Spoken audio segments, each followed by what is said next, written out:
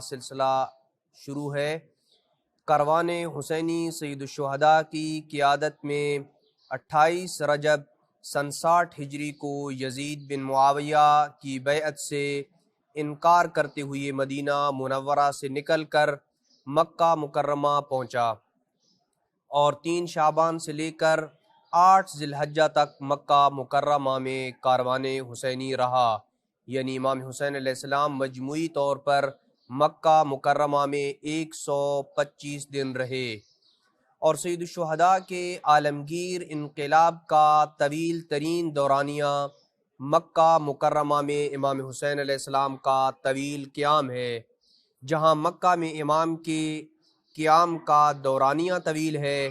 وہیں کتب تاریخ امام کے اس مکی قیام کی زندگی پہ تقریباً خاموش نظر آتی ہے، جبکہ سید الشہداء کے اس عظیم انقلاب کے خد و خال کو مکی زندگی میں امام کے قیام کو سمجھے بغیر ممکن ہی نہیں ہے۔ یہاں چند سوالوں پہ غور بہت ضروری ہے۔ امام علیہ السلام نے مدینہ سے نکل کر مکہ مکرمہ ہی کی طرف رخ کیوں کیا؟ کسی اور طرف امام علیہ السلام کیوں نہیں گئے؟ مکہ مکرمہ میں امام علیہ السلام نے کن کن شخصیات کے ساتھ ملاقات کی اور انہیں اپنے ہدف سے آگاہ کیا؟ مکہ مکرمہ میں کن کن شخصیات نے امام علیہ السلام کو عراق جانے سے روکا اور روکنے کے اسباب کیا تھے؟ کوفہ و بصرہ سے آنے والے خطوط کا امام علیہ السلام نے کیا جواب دیا؟ اہل بصرہ اور کوفہ کی طرف امام علیہ السلام نے اپنے کون کون سے نمائندے بھیجے تاکہ وہ حالات کا جائزہ لے کے امام عالی مقام کو آگاہ کر سکیں؟ اور اس کے علاوہ دیگر دسیوں سوالات انسان کے ذہن میں جنم لیتے ہیں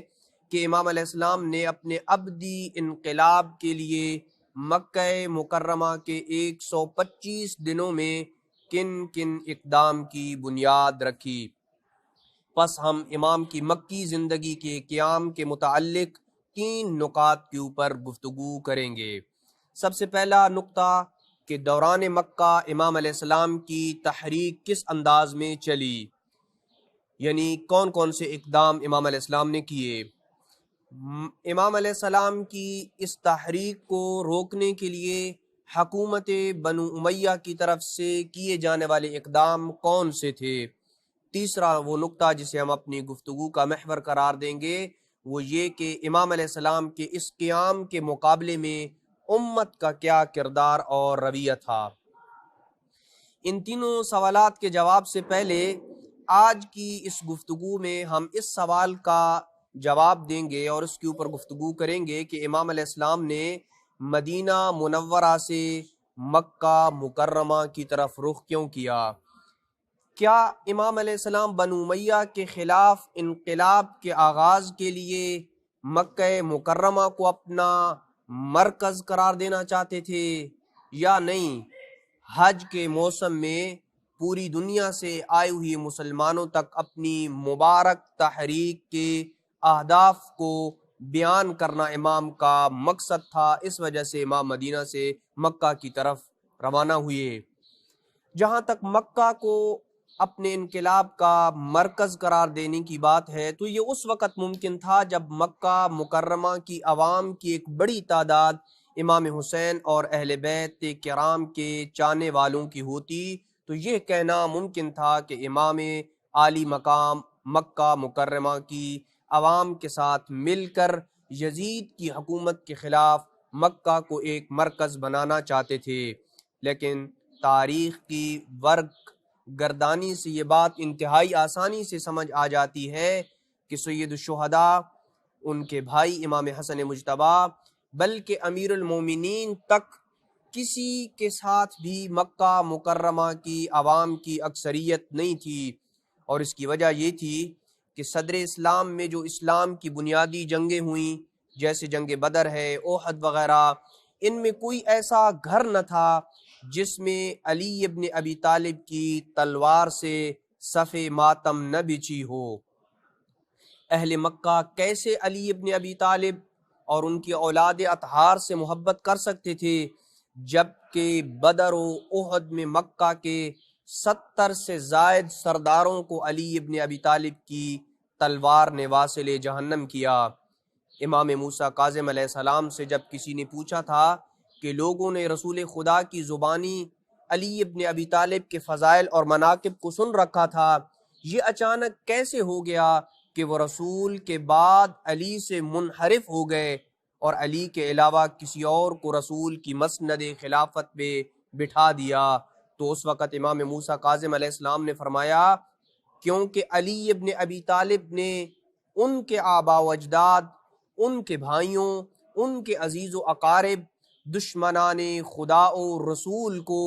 اپنی تلوار سے قتل کیا تھا، اور یہ حقد و کینہ ان کے دلوں میں تھا، جس کی وجہ سے وہ پسند نہ کرتے تھے کہ علی ابن ابی طالب ان پہ حکومت کریں، اور اہل مکہ کے دلوں میں علی ابن ابی طالب کے علاوہ کسی اور کے متعلق اتنا بغض و کینہ نہ تھا، کیونکہ علی کے علاوہ رسول کی ہم رکابی میں شجاعت کے کارنامے کسی اور نے انجام دیے ہی کب تھے۔ یہی وجہ ہے کہ انہوں نے علی ابن ابی طالب کا دامن چھوڑ کر غیر کے دامن کو پکڑ لیا۔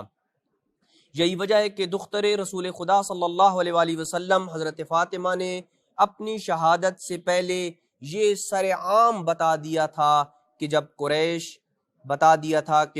قریش علی کو ناپسند کیوں کرتے ہیں، جب مہاجرین و انصار کی خواتین جناب سیدہ کی اعادت کے لیے آئیں تو جناب زہرا نے کہا، تم جانتی ہو کہ لوگوں نے علی سے کیوں بدلہ لیا؟ کیا تم جانتی ہو کہ قریش نے علی کو کیوں ناپسند کیا؟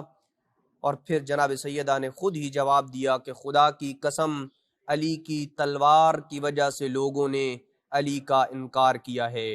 انسانی عقل علی ابن ابی طالب کے ان کارناموں کے آگے سر تسلیم خم کرتی نظر آتی ہے کہ اگر آپ مکہ مکرمہ کی قبائلی ترکیب کا جائزہ لیں تو یہ بات سامنے آتی ہے کہ مکی معاشرہ دو طرح کا تھا۔ ایک قریش کے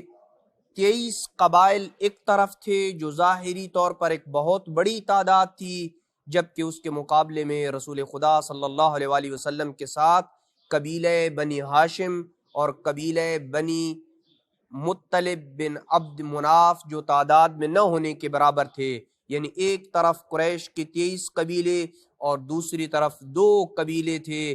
جب رسول خدا نے اپنی نبوت کا اعلان کیا تو قریش کے یہ 23 قبائل بنو امیہ کی قیادت میں اس بات کے اوپر متفق ہو گئے کہ اپنی تمام تر قوت و طاقت کا استعمال کیا جائے، محمد عربی کو قتل کرنا پڑے تو پرواہ نہیں، اپنی تمام تر مادی اور مانوی طاقت کے ساتھ مختلف محاذوں پہ سامنے آئے، لیکن ان کی یہ ساری قوتیں اس وقت ریت کی دیوار بن گئیں جب علی ابن ابی طالب نے رسول کا سایہ بن کے رسول کا ساتھ دیا اور بڑے بڑے سورماؤں کو واصل جہنم کیا۔ یہی وجہ تھی کہ امام زین العابدین علیہ السلام نے اہل مکہ کی اہل بیت سے نفرت کو یوں بیان کیا ہے، ما بمکہ والمدینہ 20 رجلا یحبنا، مکہ اور مدینہ میں 20 شخص بھی نہ تھے جو اہل بیت کرام سے محبت کا دم بھرتے۔ اور یہی وجہ ہے کہ ابن حدید المعتزلی نے شرح ناج البلاغہ میں لکھا ہے کہ ابو جعفر الاسکافی کہتا ہے کہ تمام اہل مکہ علی ابن ابی طالب سے بغض رکھتے تھے اور سارے قریش علی کے مخالف تھے۔ پس اس تمہید کے بعد کہ اہل مکہ امیر المومنین کو نہ چاہتے تھے، اس تمہید کے بعد یہ حقیقت واضح ہو جاتی ہے کہ امام حسین کا اپنے نانا کے شہر کو چھوڑ کے مکہ جانا اس وجہ سے نہ تھا کہ وہ مکہ کو اپنے انقلاب کا مرکز قرار دینا چاہتے تھے، کیونکہ مکہ کی عوام علی اور اولاد علی کے مخالف تھی، اس لیے مکہ کو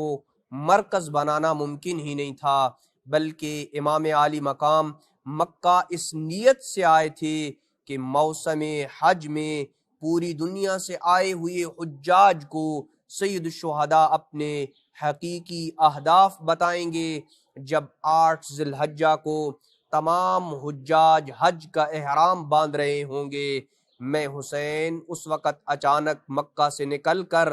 ہر حاجی کے ذہن میں یہ سوال چھوڑ جاؤں گا کہ حج کا عاشق حسین، تلبیہ و احرام کا دلدادہ حسین، منا و زمزم کا وارث حسین، آخر یہ کیا ہوا کہ اچانک احرام بدل کے کربلا جا رہا ہے۔ اسی میں امام حسین علیہ السلام کے مکہ آنے کا راز پوشیدہ تھا، جبکہ مزید اس بارے میں گفتگو آئندہ اقساط میں بیان کی جائے گی۔ وصلی اللہ علی محمد وآل بیتہ الطیبین الطاہرین